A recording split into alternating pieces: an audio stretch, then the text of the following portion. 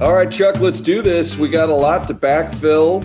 We got a little delta to cover here. It's Martin and Marlow, a late week edition.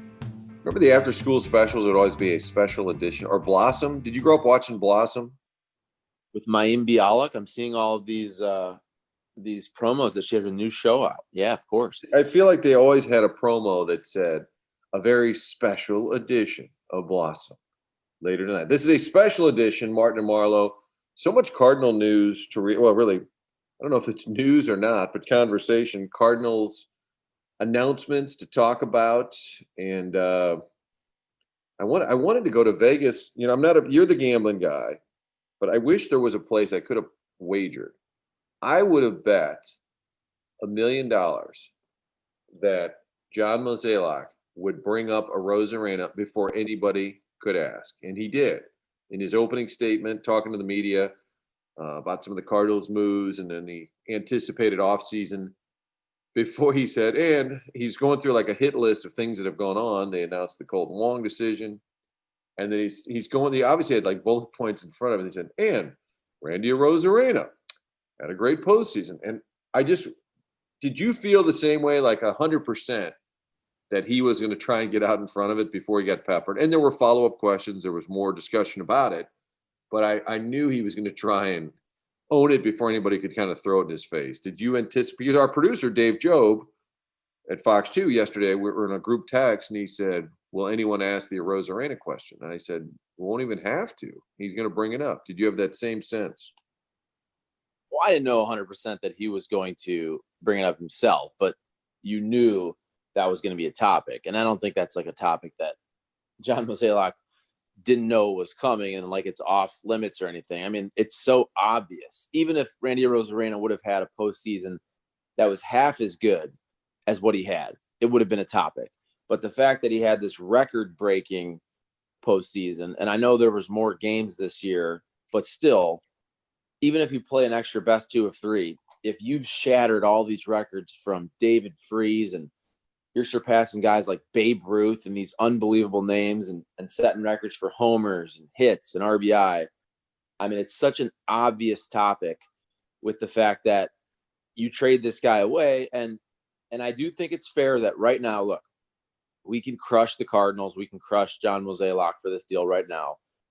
Let's see what happens with Randy Arozarena's career. Let's see what happens with Matthew Liberatore. But we've talked about this several times. And it's more the fact that the Cardinals, they're always good at developing pitching. I never worry about that. And as much as we're always very critical because that's what we do in the media. That's what social media is. People are very negative. I think sometimes we forget how great the Cardinals are at developing pitching, which in a way makes it worse when you're getting another pitcher where I don't worry about that phase of the game. And you're giving away a guy potentially who's going to be an impact bat.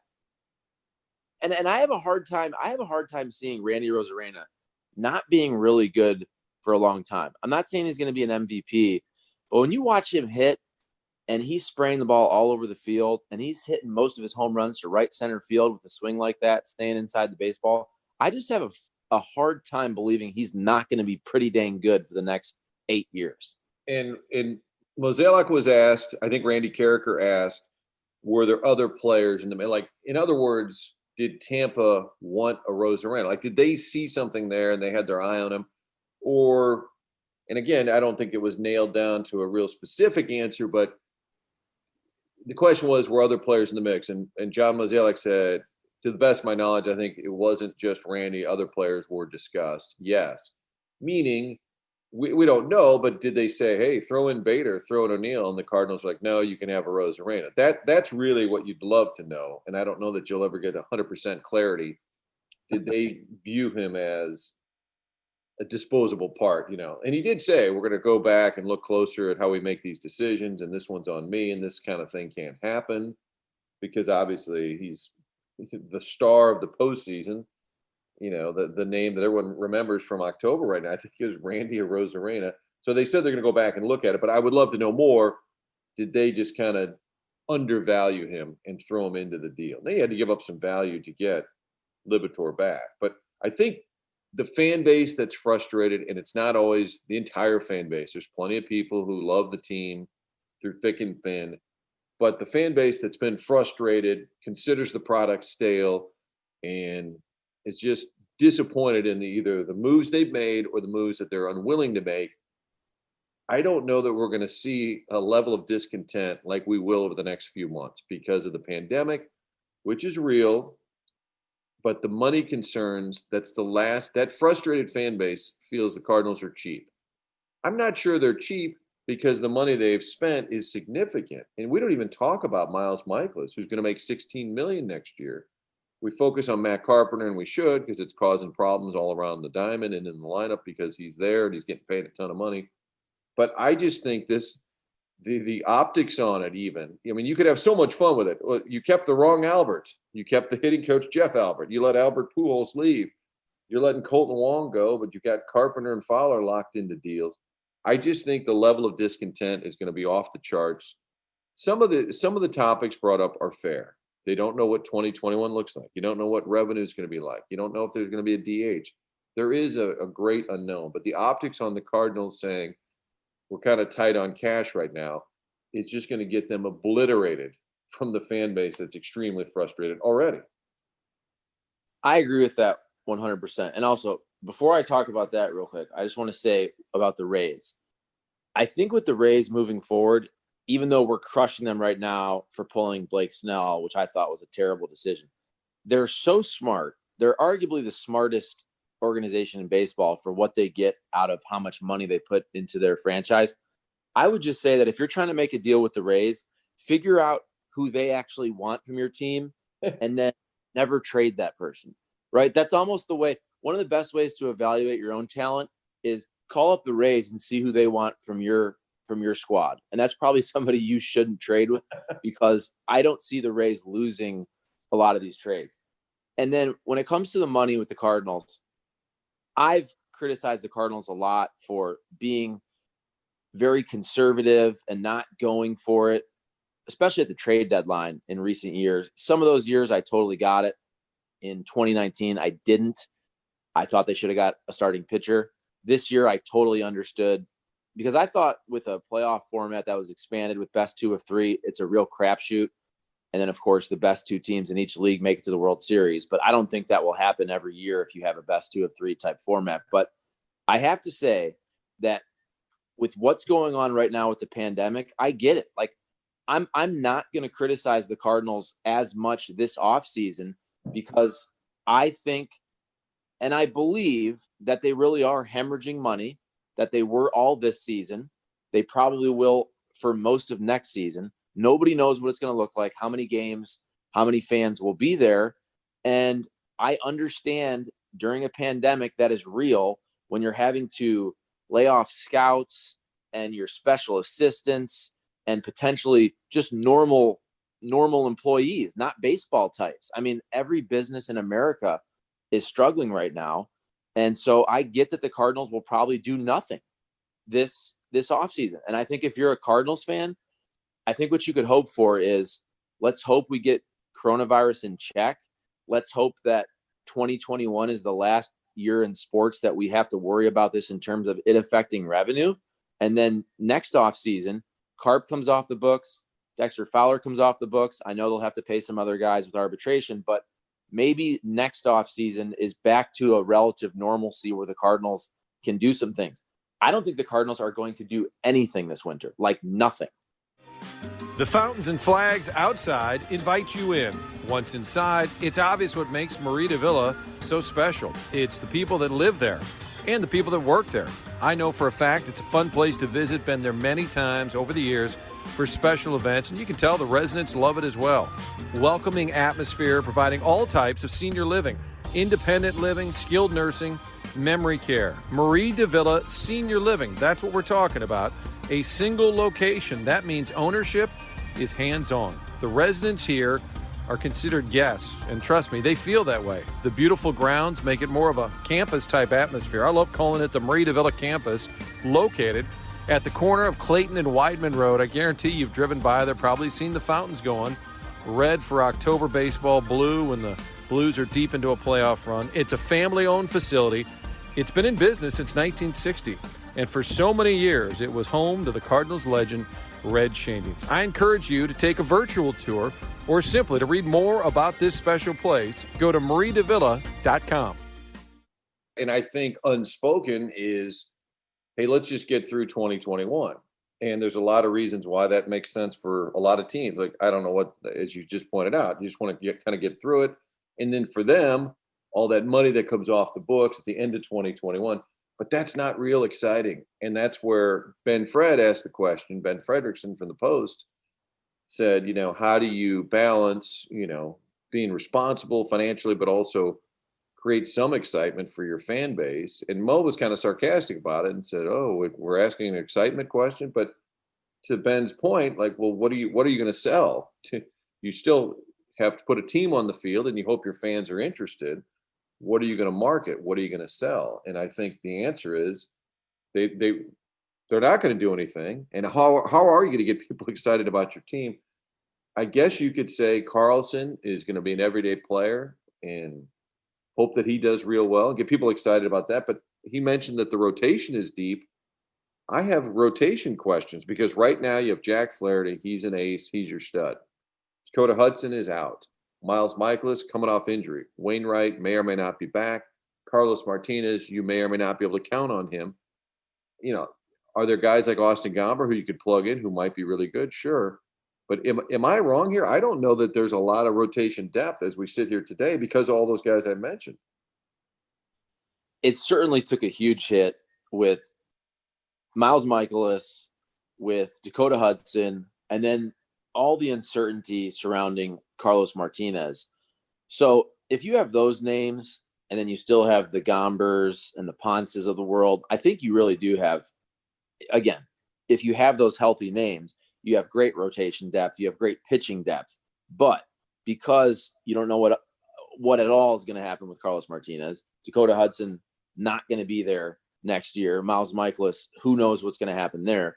It's certainly taken a hit, but that also gets back to the point where I don't worry about the Cardinals with pitching because they always find guys that come up. If it's a Jake Woodford, if it's relievers that can give you multi innings, because pitching nowadays is different to me.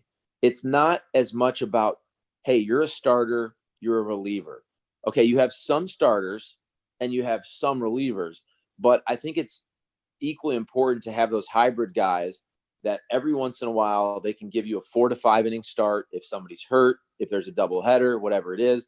But then you can throw them in the pen and they can give you an inning and 2/3 or 2 1/3 innings to help bridge to the 8th or 9th inning. And I think that's where the Cardinals are always fine. They're always good at that. But again, I mean, the Cardinals in terms of excitement, yeah, they're not going to be very exciting unless they hit. I mean, it's hard to be exciting when you don't hit. And it's an old cliche, but if you're striking out and if you're not hitting and if you're not generating offense, that's where we use words like, oh, boring, lazy, lethargic. They have no energy. And I think some of that's unfair. It's not like they're not trying, right? It's not like they're just going up there, oh, I don't care today. But when you strike out all the time, when you're walking and striking out, maybe you hit a home run here and there, it's hard to look exciting if guys aren't flying around the bases, hitting doubles, hitting triples, scoring runs, stealing bases. And that's where I've said this a million times on the radio. You can certainly criticize John Mozeliak for moves recently. I do as well. Also, let's look at the big picture. His resume is dang good for 12, 13 years, whatever it is. I'm not so sure that I would not target more Jeff Albert. I mean, Jeff Albert, since he's been here, has taken an offense that was pretty good a couple years ago. I'm talking 2018, and it went from a good offense to a middle of the road offense the next year to a very bad offense, right? And I 100% say you can look at John Mozeliak and Bill DeWitt for making the decisions on personnel, but Jeff Albert, his system is not working right now. I'm not saying it won't work down the road, and maybe retooling the whole minor leagues will pay off. I'm not so sure, though, honestly. I mean, he has not made these hitters better. And you can look across organizations where guys get there and they improve. The Dodgers, who just won the World Series, are the greatest example of that. I just wonder, some of these guys, like if a Harrison Bader leaves the Cardinals, Tyler O'Neill, Randy Arozarena, even if he hit here, I just wonder if some of these guys will be unlocked in other places because it's just not working from a philosophical standpoint offensively with the Cardinals. When everybody strikes out these days, that's where the game is gone. But the problem for the Cardinals is if you're striking out a ton, you got to be hitting home runs. The Dodgers had about, I think it's 118 something, granted, that's the top team in baseball, the champs. But the Cardinals hit 51 homers. I mean, the disparity in power. So if you're not going to be a great home run hitting team, and the way the game is gone, everybody's swinging for the fences. But if you can't hit a lot of home runs, the Dodgers have more than twice as many as you, then you do have to alter the approach. Maybe you play a little smaller ball or try and spray the ball around the field. I think you're right. I mean, it's what they're doing is not working. And they used to always say, you can't fire all the players, so you'd end up firing a coach. But they seem very locked in. I have nothing against Jeff Albert, but it doesn't seem to be working, and yet they're kind of doubling down on his approach. But that offense next year, who's your leadoff hitter? Tell me right now, who's leading off? Tommy Edman, I guess. Who's hitting cleanup? Is Carlson, the kid, going to be your cleanup hitter from day one? I guess. Maybe DeYoung. I mean, I think not to play the lineup game here in October, but there's a lot of holes in that lineup. And if you're not making any changes, I think Matt Carpenter's your starting third baseman. They probably don't want to announce that to the point we were making about trying to get people excited or have a little bit of sizzle. But basically next year's team is going to be kind of like this year's team, except not as good. Isn't that fair? I mean, last year, at least going into it, you had a Colton Wong, a Gold Glove winning second baseman, who's a pretty good leadoff hitter. He's gone. You had Dakota Hudson. He's injured. You may or may not have Molina or Wainwright, who, even though they're older, they're two of your most reliable players. Wouldn't you argue that Molina and Wainwright are about as reliable of players that you have on the entire roster? Yeah, I know Waino had a couple years there where he was injured, but yeah, in recent years, and with Yadier Molina, I know he's had a couple kind of odd injuries here and there, but we always joke about it. Like, you have to take this guy out of the lineup. You have to force him not to play both ends of the doubleheader. I don't ever worry about Yadier Molina. I wonder also, it gets back to the money. If the Cardinals aren't going to do anything, are they going to be so conservative cash-wise this year that it even affects what let's be honest, is also an emotional decision? Waino and Yadi, it's not just about baseball. It's about legacy players. And we know that in the past, whether it's a Mo decision or a Bill DeWitt decision, I have a feeling it's more of a Bill DeWitt decision. They like to keep those guys. You can't tell me that they don't give that Matt Carpenter extension. They don't give that to a guy that came from another organization. I'm sorry. And I know that Matt Carpenter is not Yadi and Waino, but they give those types of deals, and they give an extra year or so at the end to the guys that are their guys, the ones they drafted, those true Cardinal types. Matt Carpenter, even though he's not to the level of Yadi and Waino, he's in that same spot. I just wonder if they're going to be so cold-blooded financially this offseason that it may even drive a Yadi and a Waino to go somewhere else, right? I mean, are they going to be such a stickler in terms of, hey, this is the amount we're going to give you? And Yadi might say, hey, I can get a 2-year deal for whatever it is, 20, 25. I don't know what it'll be somewhere else. I'm going to bounce. I just wonder. And I think I'll try to be quick here. I think that wraps in with Jeff Albert, because I actually think, although I'll criticize Jeff Albert for the last year and a half, I do think it's fair to give him one more year. This was a crazy year with COVID. It was a 60-game season.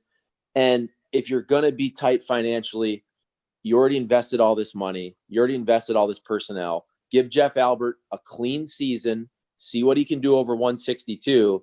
And if it doesn't work next year, I think he's gone. And also look at what happened a couple of years back when they fired Mike Matheny and they retooled the hitting staff with John Mabry during the season around the All-Star break. If the Cardinals suck next year offensively around the All-Star break, it would not surprise me if Jeff Albert's gone midseason. The best in the bricks. It's more than just a slogan. Why not make your home or garage or chimney look its best by fixing the bricks? That's what B&G Tuck Pointing can do for you. Bricks look their best with proper tuck pointing. Call Rich Galati and his team at 314-363-0525. And by team, of course, we include his daughters, Bella and Gabrielle. Or go online, bgtuckpointing.com, a proud St. Louis-based company that supports the hometown St. Louis Blues. Yes, they love their hockey. Chimney repair, foundation repair, caulking, waterproofing. They do it all. Have you driven around St. Louis? We have a lot of brick buildings, and if they need repair, you know who to call. Consider me among the many satisfied customers. Call 363-0525, 363-0525, or go online, bgtuckpointing.com, and find out what it means to be the best in the bricks. You love sports? Sure. But what you really love is a winning team and a great story. That's exactly what you get with Appliance Discounters. It started with just 3 employees. 1 location, 3 employees. Denise Bradley, her husband John, her brother Tony. That's it.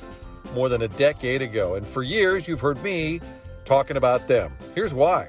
My dishwasher, it's a Bosch, the quietest dishwasher on the market. Remember Grandma's dishwasher always, That's not what's going on with us. We got it at Appliance Discounters. Our washer, our dryer, our stove, and our refrigerator, and Electrolux. Yes, the Kilcoins put these babies to the test. During the quarantine, the MVP at our house, the dishwasher, it got a workout. We've got big name brands we're talking about at a great price. St. Charles, Baldwin, Maplewood, South County, and in the city. The best bet, just get online. theappliancediscounters.com. Our savings are your savings.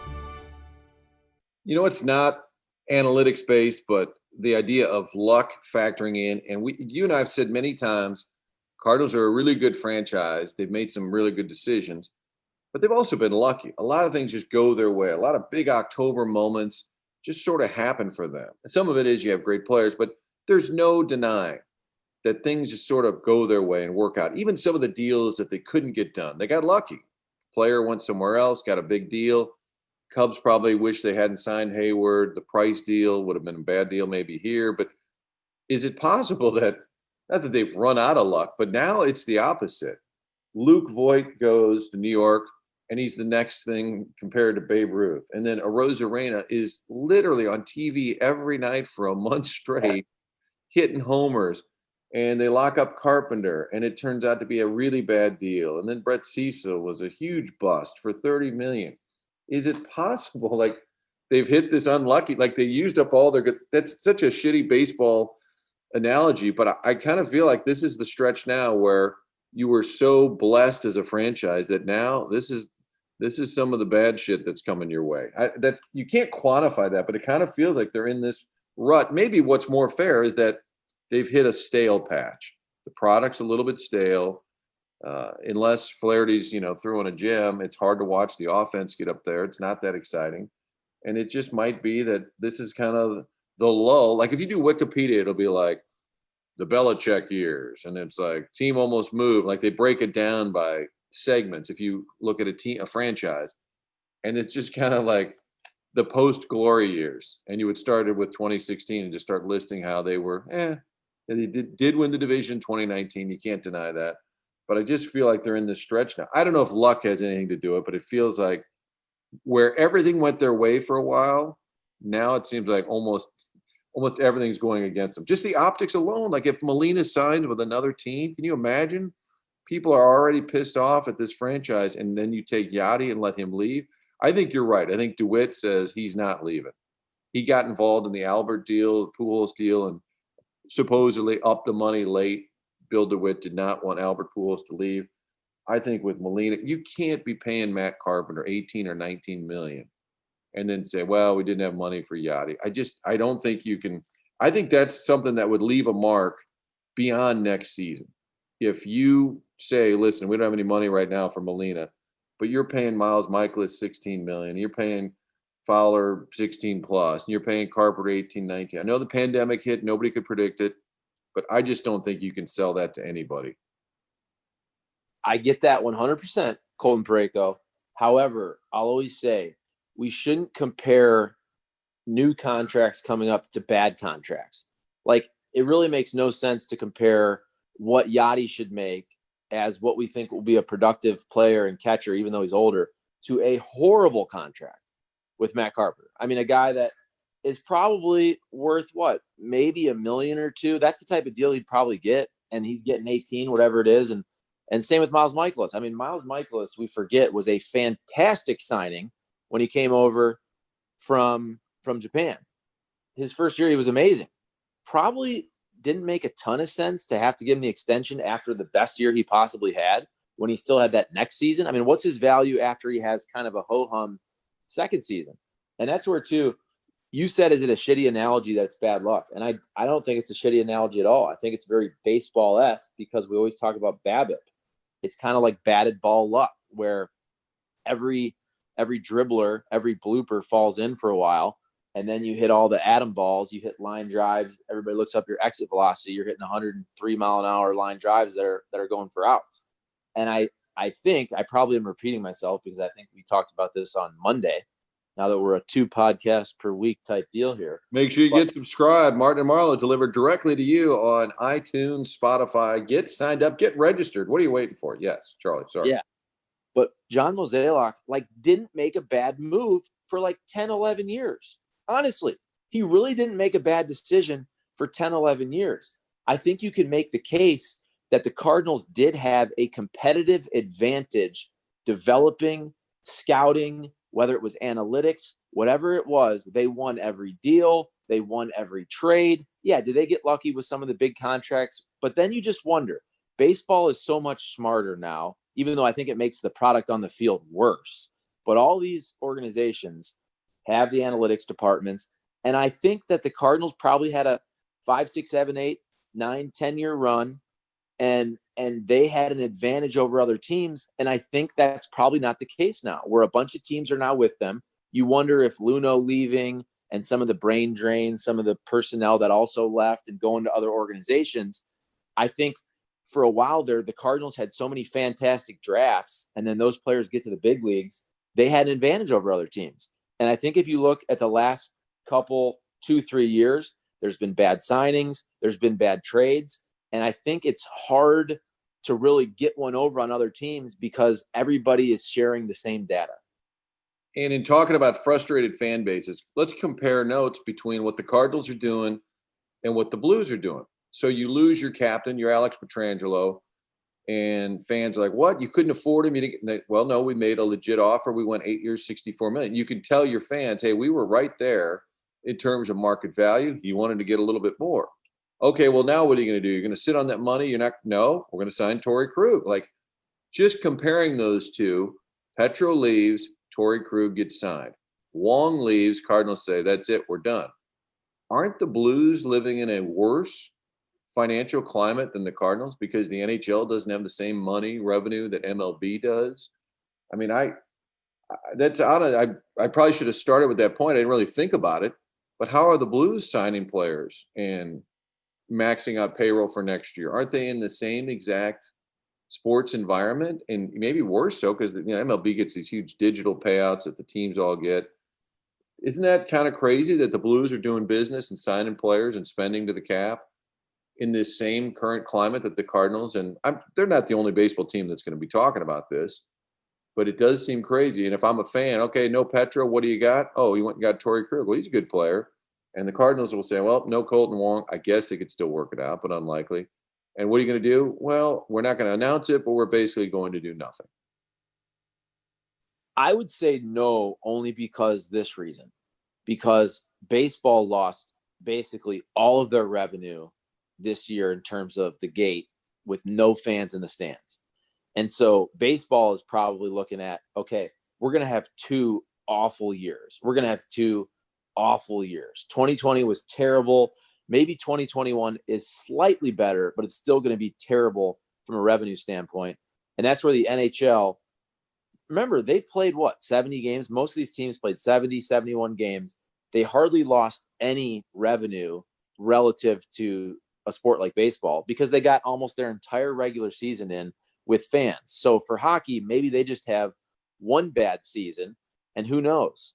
Potentially it's a 2021 where, look, if we get coronavirus in check or whatever happens in Canada, maybe they have fans for a good portion of this next season. And also, I just think hockey, you have a salary cap, so at least you have your fixed costs there. You know what you're going to spend. Like, I think that the Blues, they're going to spend to the cap. That's the only spot they can spend to, and they have to stop right there. With the Cardinals, I think they'll probably spend around the same amount of money, right? It's kind of the same. So maybe Colton Wong comes off the books, but you have to sign Yadi and Waino. But at the end of the day, even though John Mozeliak said yesterday he wants to see payroll go down, I mean, how much is it going to go down? It's just not going to go up, right? I don't know. I just think baseball is in a really bad spot because I think you're looking at 2 awful years in terms of revenue. And I know these franchises are worth a lot. I'm not saying I feel sorry for the owners. They were very smart business people. They bought these entities years ago for, in the millions, and now they're worth billions and billions of dollars. I'm not feeling sorry for them, but they're looking at 2 just terrible years. Yeah, but I guess my point is it's 2 things. It's optics. So your fan base says, okay, you're losing somebody, who are you adding? But it's projecting, next season. So the Blues are going to be looking at, granted, you have a revenue share with the players. So if revenues go way down, then the players are affected by that directly. I just think the uncertain future, they're both, Doug Armstrong's operating in the same world that John Mozeliak is in terms of the future, that we have no idea what it's going to look like, yet they're still sort of building their team and signing players to contracts. In an uncertain world, they're operating very differently. That's my main point. All right, Martin and Marlow, let's talk just a couple of quick thoughts here. World Series, the Blake Snell decision. How do you take a guy out? He's dominating. The argument is, well, that's how the Rays do business. That's how they got to a Game 6. But it just reminds me of what the nerd war has to end, because if it's all number driven, then what's the point of having an ace? What's the point of a Cy Young winner out there in a must-win game that you just take them out because that's just what we do? I just hate that. And I don't know that, I'm not saying you have to get rid of analytics, but that manager, and it's so 2020 that he has to even explain. Kevin Cash says, no, the front office gives me the ability to make those decisions. That he has to even explain himself that he's allowed to make that decision, that it's not just handed to him on a sheet of paper before the game, is insane. And they got crushed for it, rightly so. It doesn't have to be the end of analytics, obviously not. But how can there not be any room in there for Kevin Cash just to say, you know what? I just felt like he was at that point, numbers be damned, I still believe he was my best option. And I just can't believe that that's not even a window of thought for the Rays. As smart as they are, I just can't believe that was the move. And I was crushing Kevin Cash and mostly joking on Twitter about the end of analytics, which it's not. And I have a lot of respect for analytics, but there has to be some real world, in the moment sense. And so many things that the Rays do, I have so much respect for. What they do with openers, how they manipulate bullpen matchups, and even with their lineup. They have this platoon system where they pick up value of these guys who only are great hitters versus lefties or righties, and they craft almost 2 lineups. It's amazing how the Rays do baseball. However, you don't do all this BS with aces, right? Even if you like to use openers and it makes sense, you don't use an opener with Max Scherzer. You don't use an opener with Justin Verlander. You don't do that crap with Clayton Kershaw. When you have an ace, and Blake Snell is an ace. Blake Snell is a stud. He is a huge strikeout guy. He is a former Cy Young Award winner just a couple years ago, right? I know he was hurt and last year wasn't as great. And this year he kind of took a while. He's pitching 5 innings most of the time. But Blake Snell is not a guy you mess around with.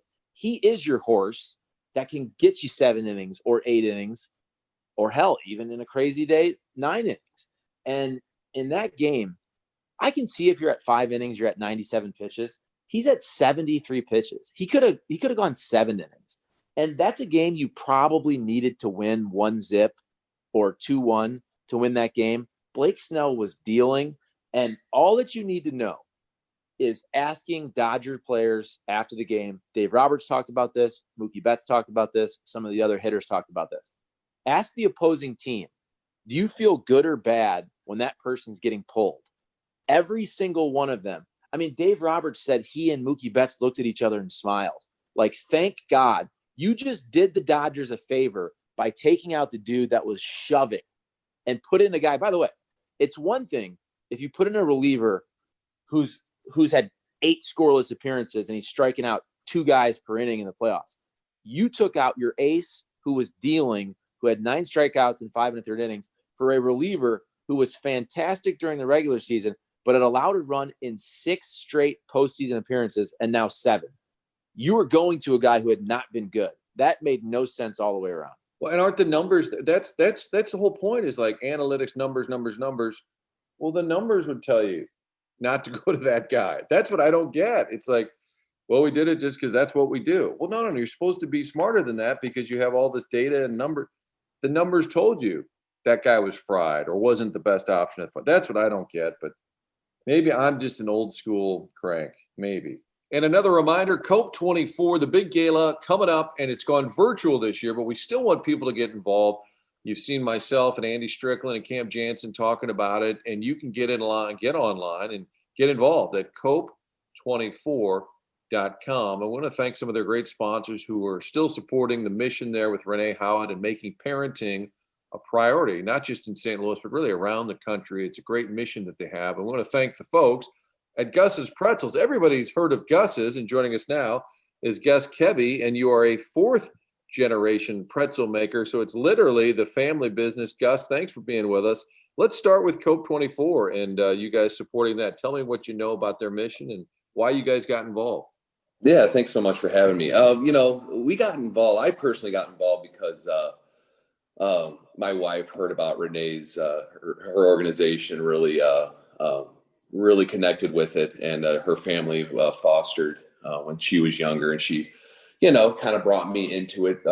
I learned a lot about it through my wife and Renee, and personally, I just really like the idea of going into schools, being a part of the curriculum of learning skills, parenting skills, stuff that I'm a parent. I have 3 kids and stuff I didn't know, and having those real life videos to watch that they've produced and stuff that are really strong videos that I've seen a few of them, and they're pretty powerful. So those certain situations, when you're younger, you don't think you're going to get into with being a parent.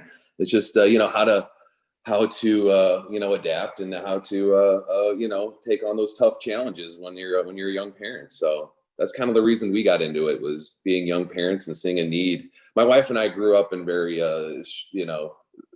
great families, and we're very blessed. So we know not a lot of people are fortunate like that to have that great support. So we feel like there needs to be some teaching in school on how to be, a good parents and all that stuff. So. Well, Gus, thanks for doing that. And I have to tell you, this is a first for me because I don't think I've interviewed anybody who fills out their taxes and puts pretzel maker on there, because I've known about Gus's. Everybody in St. Louis knows about Gus's. I mean, you should just say you're not next to the brewery. The brewery's next to you down there in Arsenal. What was it like growing up in the business? And give me an idea what your day is like cranking out pretzels. And I would think it's business, it's stressful, but I would think it's sort of a fun job with just sort of the reputation you guys have around town. It is. Yeah. I mean, growing up in the business, we always had early mornings. Early mornings is what we always had, getting up. My dad would get up at 3:00 in the morning, and I'd remember begging him to take me down to work with him, just to see what it was like. And he would take me with him, but I'd always pass out on the flour sacks by 6 a.m. So those early mornings were definitely when everyone's sleeping, we're getting up. Just those times in the morning are always special for us. And yeah, the business is it's our 100-year anniversary this year. We're going to have a lot of celebrations in the month of March and April, but unfortunately we had to, we closed the public, during the beginning of the pandemic, and had to cancel all those fun events. But hopefully we can reschedule those in the next coming years when we feel more comfortable having big crowds. But people are still supporting us this year. Business is doing pretty well. Everyone is struggling in the food service, but we've had a ton of support from St. Louis, people coming in. Not like they used to last year, but we're going to be okay, hopefully. So, and you got the hot dog and the pretzel, just genius. I'm wondering if you're in the pretzel business, do you sit around all day and say, But what else can we do? I mean, are you always thinking of what's next? Yeah, actually, yesterday my daughter and the business across the street from us called Cafe Piazza. They have a great beer cheese soup, so he's on me to make a pretzel bread bowl for him. So my daughter and I, my 4-year-old, we were playing in the kitchen at home yesterday on our day off, trying to come up with a bread bowl. So we're always trying to find new ways to put a pretzel around something. So soup's kind of the new thing I'm kind of playing with, but we actually did a citywide beer brought this month of October. My friends at Four Hands made up a really great brat that we wrapped in pretzel, and it's been a big hit. We got a 1 week left here. We're just doing the month of October. So if you want to come on down, and then you can go to Cafe Piazza, and they're actually running a special. You can buy a citywide beer for $3. So It all ties together. This sounds like the perfect October lunch, especially on a rainy, lousy day. Well, Gus Kevy, continuing the tradition at Gus's Pretzels since 1920. Happy anniversary, and thanks again for getting involved with Cope 24. Hey, thanks so much for having me. I appreciate it. By the way, Chuck, it's for Brad Straubinger, who's made it to this far in the podcast. He likes the random. I apologize. This was sort of a more serious ball talk. Cardinals have those ball talk conversations. I guess that's what this was. Here's the irritable Martin, okay? I go to a liquor store. I had a day off, had to go get a couple of items. And the guy says, do you have a rewards program? And I said, no, I think my wife does all that stuff. And he said, well, what's the phone number? Types in her phone number. He said, what name is it under? I said, Kimberly. He said, could it be under anybody else? And I said, and I give the phone number again. He said, well, the only one in here is a Kim Kilcoyne. I said, well, that's it. He said, oh, okay. You said Kimberly. I said, yeah, they're kind of the same. The whole world's just a bunch of boneheads, Chuck. That's my summation, okay? Thanks for listening. Everybody's a bonehead. I love it. Sorry. All right, pal. That was fun. A lot of serious. Next time we'll jack around a whole lot more, okay? Well, hold on real quick, okay? Because, you woke me up for this. So I have to mention Corner Butchers in Fenton because I was there yesterday. I scooped up all kinds of great meat, okay? Frozen meat for dinners, but also the fresh stuff. I got some London broil. I got some stew meat. I got some pork steak burgers. I got the mixin' burgers with the cheese mixed in. I got, of course, mention St. Louis Lawn Care. Call them up for leaf removal. St. Louis Equipment. I'm going to call my guy Tim Jengerson to get one of those industrial-sized leaf blowers so I can throw the leaves all over the place. My neighbors will stop being mad at me. And then, of course, Kennelwood Pet Resorts. Otis was there all last week while we were on vacation. Fantastic spot. Boarding, grooming, day camp, training, Kennelwood Pet Resorts. The Marlow moments, and, of course, the Kilcoyne conversation, all of the segments that I put out there, presented by Triad. You're going to do this whole podcast and not even mention the sponsors. No, we'll work them in. Sometimes they get edited in, Chuck. You got to listen to the whole show. Triad Bank, Marie de Villa, Senior Living, Appliance Discounters, and B&G Tuck Pointing. Can I have your rewards number? Yeah. Oh, what's it under, Charlie? No. The only one I see in here is under a Charles. That's the same person. All right, buddy. Have a great day. Hey, can I just say, I know we want to end this, but I had a similar story. Can I just say real quick? I'll make it in 1 minute. Real quick. I went to a Taco Bell like months ago. I know I shouldn't go to Taco Bell, but I did. It just felt right at the time. My bill was like $3.27 or something like that. I gave the dude like a 20, and it was a kid. God bless him. Then I realized I had 27 cents, but I'd already given him the 20, so he had already punched it in. So when I handed him the 27 cents, it blew his mind. You know what I'm saying? He had no idea to realize just to give me 17 actual dollars back because he'd already punched it in and he had the number in front of them. He gave me the wrong change back, right? And I felt terrible. I didn't even bring it up because I was like, I can't explain why this is wrong, but I understand you typed it in. But it's taken away common sense. It's taken away simple math. See, this is the whole world now. Mm-hmm. The whole world's gone mad. All right, buddy. Great talk. We'll do it again. All right.